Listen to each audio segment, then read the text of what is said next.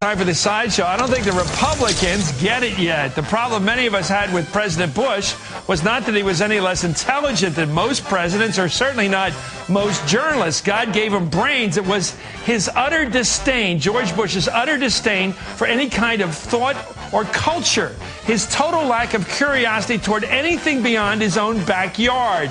Now, here goes the Republican Party that should have learned a lesson from this experience, taking a cheap shot at what the voters chose last November. A president, excuse me for saying this, with interests. You can see Michelle and Barack Obama there returning from their night out in the Big Apple on Saturday night. The first couple dined at the West Village's Blue Hill restaurant and took in a Broadway show. Joe Turner's Come and Gone, about black America in the early 20th century. The president was making good on a campaign promise. That's how he put it. The one he made to his wife, one that Republicans were all too ready to pounce on. The day after Obama's dream date to New York, the Republican National Committee put out this email, putting on a show, they called it, calling out the Obamas for jetting away at taxpayers' expense. An RNC spokesman piled on, adding, quote, if President Obama wants to go to the theater, isn't the presidential box at the Kennedy Center good enough? Let's get this straight. President Bush's jaunts to Crawford, Texas were okay by their lights, but President Obama's day trips to New York are cause for outrage. This is the kind of pissant criticism that makes you wonder why Michael Steele still has his job. Is this jealousy or simply nincompoop anti-intellectualism? Whatever it is, I like having a president who takes his wife up to Broadway.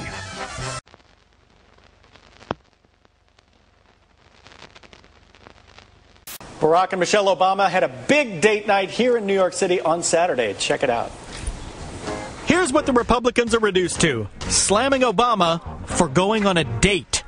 The Republican National Committee issued this statement: as President Obama prepares to wing into Manhattan's theater district on Air Force One to take in a Broadway show, GM is preparing to file bankruptcy, and families across America continue to struggle to pay their bills.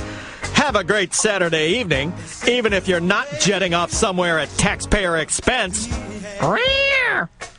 Okay, first, never mind they didn't fly on the big Air Force One. They took a smaller Gulfstream jet. What exactly is wrong with taking your wife to dinner and a show? Shouldn't that score Obama some serious family values husband points or something? And what's with that line about GM and families struggling to pay their bills? Oh yeah, that's Obama's problem. He doesn't keep up. It all just washes right over him.